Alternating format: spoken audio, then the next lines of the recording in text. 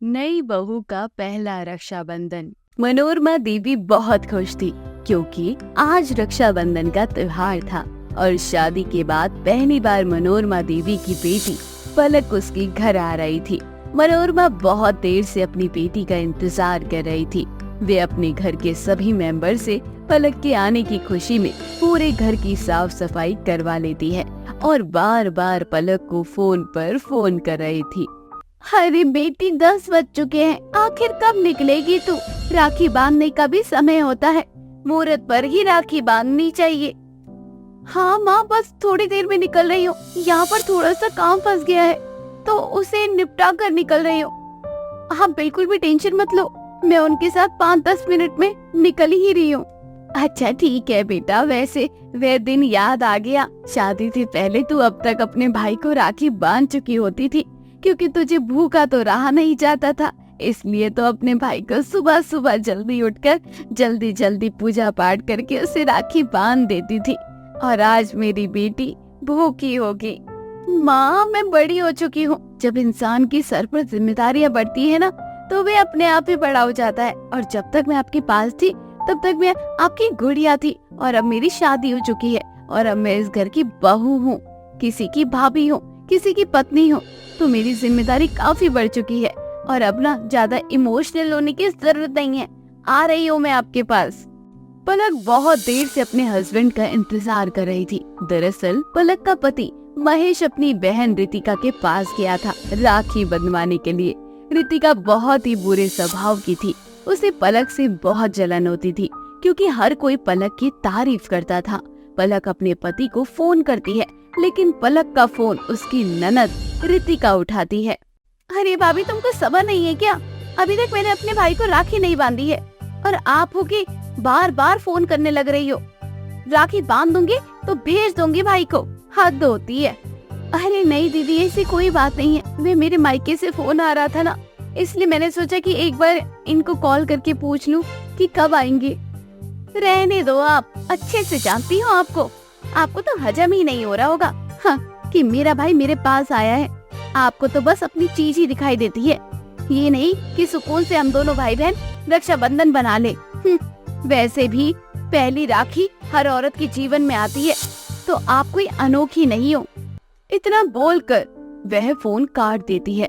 थोड़ी देर में पलक की माँ का फिर फोन आ जाता है। क्या हुआ पलक, आधे घंटे हो गए हैं, तुम अभी तक नहीं निकली क्या? माँ क्या बताऊं, अभी तक वे अपनी बहन के घर से वापस ही नहीं आए हैं। पहली राखी है, अकेले तो आ नहीं सकती, समझ में नहीं आ रहा क्या करूं। तेरे भाई को तेरे ससुराल भेज देती, लेकिन तेरी पहली राखी है, तुझे ही आना होगा। और दूसरी बात, तेरे ससुराल वालों को समझना चाहिए, लेकिन अब किससे क्या ही बोलूं मैं। कोई बात नहीं माँ, बिल्कुल भी टेंशन मत लो, जैसे ही ये आएंगे मैं जल्दी से आ जाऊंगी आपके पास। मैंने अपना सारा काम निपटा लिया है, बस मैं तैयार ही बैठी हूँ, इन्हीं का इंतजार कर रही हूँ। चल ठीक है। तो वही दूसरी तरफ रितिका अपने भाई को राखी बांध देती है, जिसके बाद महेश अपनी बहन से कहता है, अच्छा भाई, अपने घर जा रहा हूँ, तेरी भाभी इंतजार कर रही होगी, आज उसकी पहली राखी है ना, उसके घर से भी बार बार फोन आ रहा है, परेशान हो जाएगी वो, मुझे जाना होगा। क्या भाई, तो अभी से ही जोरों का गुलाम बन गया? इतने दिनों बाद तो तू मेरे पास आया है, कम से कम थोड़ा रुक कर तो जा। मैंने तेरे लिए ना स्पेशल खीर बनाई है, अब वे खाकर नहीं जाएगा तो क्या फायदा उस खीर बनने का? अरे बहन, बात को समझ, राखी तो बांध दी ना, अब तेरी भाभी की बारी है, मुहूर्त भी निकला जा रहा है, बुरा लगेगा बेचारी को, कुछ तो कहती नहीं है, इसका मतलब ये नहीं कि हम किसी को परेशान करते रहें। अच्छा, तो तेरे कहने का मतलब है कि मैं परेशान कर रही हूँ तेरी बीवी को? सही है भाई, वे सारा खीर उठाकर मैं बाहर फेंक देती हूँ, क्योंकि जिसके लिए बनाई थी वे खाने को तैयार ही नहीं है, तो फायदा ही नहीं है ना उसका। यार रितिका बच्चों वाली बातें कर रही है, चल ठीक है ला, और जल्दी से मुझे दे, खाना खाकर जाऊं। रितिका जानबूझकर अपने भाई को किसी न किसी चीज में फंसा रही थी, तो वहीं दूसरी तरफ पलक बहुत देर से अपने पति का इंतजार कर रही थी। पलक उदास होकर अपने कमरे में बैठ जाती है, तभी वहाँ पर उसकी सास आती है। उदास मत हो, मैं बहुत समझ रही हूँ तेरी दिक्कत, पहली राखी है और आज पहली राखी में तू इतना लेट हो गई है, मैं समझ रही हूँ ये सब कुछ क्यों हो रहा है। माँ जी, मेरी पूरी फैमिली मेरा इंतजार कर रही है। मेरी माँ ने तो पता नहीं कितनी बार फोन कर दिया है। सब लोग मेरा बेसब्री से वेट कर रहे हैं। समझ में नहीं आ रहा कि उनको क्या ही बोलूं। ये दिन हर लड़की की जिंदगी में आता है और कुछ लड़कियां तो ऐसी होती हैं जो इस दौर से गुजर चुकी होती है और फिर भी दूसरों की ये फीलिंग को समझ नहीं पाती। अरे नहीं माँ जी, दीदी को क्या ही दोष देना, वे भी काम में लग गई होंगी। तो रुक। तभी पलक की सास अपनी बेटी को फोन लगाते ही रितिका को फटकार सुनाते हुए कहती है, तेरे अंदर थोड़ी भी शर्म बची हुई है रितिका, या नहीं? अपने ससुराल में बेच कर खा चुकी है। जब तेरी पहली राखी थी तब तू अपने ससुराल का सारा काम छोड़ छाड़ कर मायके आ गई थी, और जब तेरी भाभी की राखी है पहली तो तू ससुराल का सारा काम निपटा कर अपने पति का इंतजार कर रही है, वे भी इसलिए ताकि तेरी राखी अच्छे से बन जाए। तो माँ, मैंने उनको राखी मनाने से मना किया है क्या? मना तो किया नहीं है, लेकिन मैं तुझे अच्छे से जानती हूँ। तू मेरी बेटी है, तू कब कहाँ कौन सा गेम खेलेगी सब पता है मुझे। ये चीज जरा अपने ऊपर लेकर दे, तब पता चलेगा। पलक अपने पति का इंतजार कर रही है कि वे आएगा तो वे उसे लेकर जाएगा, फिर वे अपने भाई को राखी बांधेगी। अगर ये सब कुछ तेरे साथ हो रहा होता तो तुझे कैसा लगता? हर बहन को हमेशा रक्षाबंधन जैसे त्योहार का इंतजार होता है, और पलक के लिए तो ये सब पहली बार है ना बेटा। तो इस बात को समझने की कोशिश कर। तेरा फर्ज होना चाहिए कि तू अपने भाई को समय से घर भेज दे, ताकि तेरी भाभी का भी रक्षाबंधन अच्छे से मन जाए। त्योहार वाले दिन अगर चेहरे पर खुशी नहीं होगी तो क्या ही फायदा। बिल्कुल सही कह रही हो माँ, मेरी ही गलती है। जानबूझकर भाई को फंसाने की मैं कोशिश कर रही थी ताकि वे लेट हो जाए। मुझे बहुत बुरा लग रहा है भाभी के लिए, मुझे माफ कर दो माँ। मैं बस 5 मिनट में भाई को घर भेज रही हूँ। रितिका को अपनी माँ की बात समझ आ जाती है और वे फटाफट अपने भाई को घर भेज देती है। इसके बाद महेश पलक को लेकर उसके मायके जाता है, जहाँ पलक की पहली राखी अपने भाइयों के साथ हंसी खुशी बनती है। काजल की नई नई शादी हुई थी। शादी के बाद काजल की पहली रसोई थी। वे अपनी पहली रसोई को देखकर बहुत ज्यादा एक्साइटेड थी। जैसा कि इंडियन कल्चर के हिसाब से हर पहली रसोई में बहू कुछ मीठा बनाती है। काजल यही सब सोचकर किचन में जाती है और हलवा बनाने की तैयारी करती है। तभी वहाँ पर उसकी सास मेनका आती है और कहती है। सास की बात सुनकर काजल जोर से हंसने लगती है और कहती है, क्या माँ जी, आप भी चाइनीज खाती हो? मैं तो हमेशा चाइनीज खाना पसंद करती हूँ, लेकिन क्या करूँ, शादी से पहले मेरी माँ मुझे बहुत रोका टोका करती थी। जब भी मैं चाइनीज खाती थी तो वह हमेशा मुझे 4 बातें सुना देती थी और यही ताना दिया करती थी, जितना खाना है खा ले बेटा, ससुराल में ये सब नसीब नहीं होने वाला तुझे। लेकिन देख ले बहू, होता वही है जो किस्मत में लिखा होता है। तुझे भी चाइनीज पसंद है और मुझे भी चाइनीज बहुत पसंद है। तो अभी एक काम कर, सबके लिए नूडल और मंचूरियन गार्लिक ब्रेड बना ले। जल्दी से भूख लग रही है। मेरे दिन की शुरुआत तो ये चाइनीज ही खाकर होती है। काजल तो ऐसे खुश हो रही थी जैसे ना जाने उसके हाथ में कौन सी खजाने की तिजोरी लग चुकी है। खुशी खुशी अपनी पहली रसोई में सारा चाइनीज आइटम वो बनाती है। थोड़ी देर बाद डाइनिंग टेबल पर सभी को खाना मिलता है।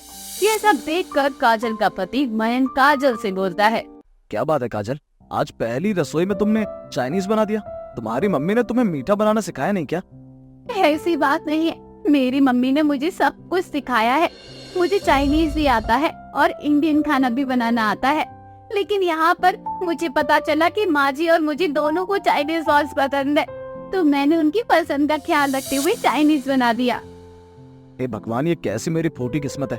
शादी के बाद सोचा था कि शायद बीवी ऐसी आएगी जो मुझे अच्छा खाना बनाकर खिलाएगी, क्योंकि बचपन से लेकर अब तक हमारे यहाँ हमेशा मुझे चाइनीज खाना ही खिलाया है। अगले दिन मयंक ऑफिस के लिए रेडी हो रहा था। थोड़ी देर में काजल मयंक के लिए सूप बना कर लाती है। यह देखकर मयंक को गुस्सा आता है और मयंक कहता है, ये क्या, मैंने तुमसे कहा था कि मुझे एक कप चाय चाहिए और तुम हो कि मेरे लिए सूप बना कर ला रही हो। देखो, अगर माँ को और तुम्हें चाइनीज खाना बहुत पसंद है तो खाओ, मुझे कोई दिक्कत नहीं है, लेकिन कम से कम मेरे लिए ऐसा खाना बनाओ जो मैं खाना पसंद करता हूँ। अपनी चीजें मेरे ऊपर डालने की कोशिश मत करो। हाँ तो आप भी एक बात कान खोल कर सुन लो, इस घर में अलग अलग 2 प्रकार के खाना बनाना मेरे बस की बात नहीं है। आपके लिए अलग बनाऊंगी, माँ जी के लिए अलग बनाओ और अपने लिए अलग बनाओ। मैं इस घर की नौकरानी नहीं हूँ, आपकी पत्नी हूँ। अगर मेरी पत्नी हो ना तो एक पत्नी होने का क्या कर्तव्य होता है ये तुम्हें अच्छे से पता होना चाहिए। मैं दिन रात मेहनत करता हूँ और मेहनत करके जब घर आता हूँ तो वहाँ पर मुझे एक वक्त का खाना ऐसा नहीं मिलता जो मैं पेट भरकर और खुशी खुशी खाऊं। दोनों पति पत्नी की सुबह सुबह लड़ाई हो जाती है। ऐसे ही कुछ दिन बाद मयंक ऑफिस के लिए रेडी हो रहा था और सुबह सुबह किसी को कॉल करके घर बुलाता है। दरअसल मयंक अपनी फ्रेंड मोनिका को सुबह सुबह अपने घर बुलाता है। मोनिका मयंक के लिए आलू के पराठे और चाय बनाकर लाती है और उसे देती है। मयंक खुशी खुशी आलू के पराठे खाता है और उसकी तारीफ करते हुए कहता है, thank you so much Monica. ऐसा लग रहा है जैसे मैंने सालों बाद आज अच्छा नाश्ता किया है। तुम्हारे हाथ में तो जादू है जादू। अच्छा मैं ऑफिस जा रहा हूँ, तुम भी मेरे साथ चलो। मेरे लिए भी लंच रख लिया ना तुमने? हाँ मयंक, अब तुम्हें चिंता करने की जरूरत नहीं है। मैं तुम्हारे लिए हमेशा खाना बना कर लाऊंगी जो तुम्हें अच्छा लगता है। बस एक आदमी को और क्या चाहिए। चलो हम दोनों साथ में ऑफिस चलते हैं। मयंक और मोनिका को काजल और उसकी माँ दोनों घूर घूर कर देख रही थी, लेकिन दोनों में इतनी हिम्मत नहीं थी कि वे मयंक को रोक पाए। मयंक और मोनिका दोनों ऑफिस के लिए चले जाते हैं। यह देखकर काजल को बहुत बुरा लगता है। देख रही हो माँ जी, अपने बेटे को शादीशुदा होने के बावजूद एक पराई औरत को घर पर लेकर आ रहा है और वे औरत उसके लिए आलू के पराठे और चाय बना कर ला रही है। अरे मैं मर गई हूँ क्या? मुझे बोला होता उन्होंने तो मैं उनके लिए बना देती ये सब, लेकिन किसी बाहर की औरत की क्या जरूरत थी। यह सिलसिला लगभग 2-3 दिन चलता रहा। काजल को बहुत गुस्सा आ रहा था और वह मयंक से लड़ाई झगड़ा करना शुरू कर देती है। ऐसे ही एक दिन मयंक मोनिका से शादी करके उसे अपने घर में ले आता है। ये देखकर काजल रोते हुए मयंक से बोलती है, ये सब क्या है मयंक? आखिर ऐसी कौन सी कमी कर दी थी मैंने जो तुम इस लड़की को मेरी सौतन बनाकर इस घर पे ले आए? देखो मेरी पत्नी बनने से पहले पत्नी होने का क्या फर्ज होता है, क्या कर्तव्य होता है, उसे जानने समझने की कोशिश करनी चाहिए थी। लेकिन मैं तुम्हें समझा समझा कर थक गया तो मैं क्या करता। तुम्हें तो बस चाइनीज खाना था और मैं तो मशीन हूँ और अपनी माँ। इन दोनों की ख्वाहिश को पूरा करो और बदले में मुझे मेरे मन के हिसाब से खाना ना मिले तो क्या फायदा ऐसे रिश्ते का। तभी वहाँ पर काजल की माँ विमला आ जाती है। काजल अपनी माँ को सारी बात बता देती है, जिसके बाद विमला काजल से बोलती है, अरे मुझे तो नहीं लगता कि दामाद जी ने कोई गलती की है। दामाद जी आपने बिल्कुल सही किया है दूसरी शादी करके। अरे एक पत्नी का फर्ज होता है कि वे अपने पति को खुश रखे, समय से उसे खाना दे, समय से उसकी सेवा करे और समय से उसे प्यार करे। लेकिन आपको मेरी बेटी से ना प्यार मिल रहा था और ना ही वो आपको खुश कर रही थी, तो आपने दूसरी शादी करके सही फैसला लिया। मैं जानती हूँ मुझसे भूल हो गई है, एक बार मुझसे बात तो करते इस बारे में। मैं सिर्फ अपना और माँ जी का ही देख रही थी। मैं भूल गई थी कि मैं शादीशुदा हूँ। सास के साथ साथ मुझे पति को भी देखना है, लेकिन मैं सिर्फ अपने बारे में सोच रही थी। बहुत स्वार्थी हो गई थी मैं। लेकिन माँ, मैं अब अपने सुहाग में बंटवारा नहीं चाहती हूँ, ये नहीं देख सकती हूँ। मैं उनसे बहुत प्यार करती हूँ। मैं वादा करती हूँ कि अब इनको मैं खाना बना कर दूंगी जो इनको खाना पसंद होगा। मेनका को भी अपनी गलती का एहसास होता है और वे अपने बच्चों से माफी मांगते हुए कहती है, सबसे बड़ी गुनाहगार तो मैं हूँ काजल बच्ची। मैं तो तुझे समझा भी नहीं पाई, नादानी कर रही थी। लेकिन मुझे तुझे समझाना मेरा फर्ज था, लेकिन मैंने उसे समझना जरूरी नहीं समझा। बस मैं अपनी माँ और पत्नी दोनों को यही सबक सिखाना चाहता था। और आप लोगों को क्या लगता है कि मैंने दूसरी शादी कर ली है? ऐसा कुछ नहीं है। मैंने अपनी फ्रेंड को सब कुछ बताया कि मेरे साथ ऐसा ऐसा हो रहा है। इसने मेरा साथ दिया और हम दोनों ने मिलकर आप दोनों को सबक सिखाने के लिए ये प्लान किया। काजल और मेनका दोनों को अपनी गलती का एहसास हो जाता है। अब काजल अपनी सास और अपने लिए चाइनीज खाना बनाती और अपने पति के लिए सिंपल दाल चावल रोटी सब्जी इस तरह का खाना बनाया करती।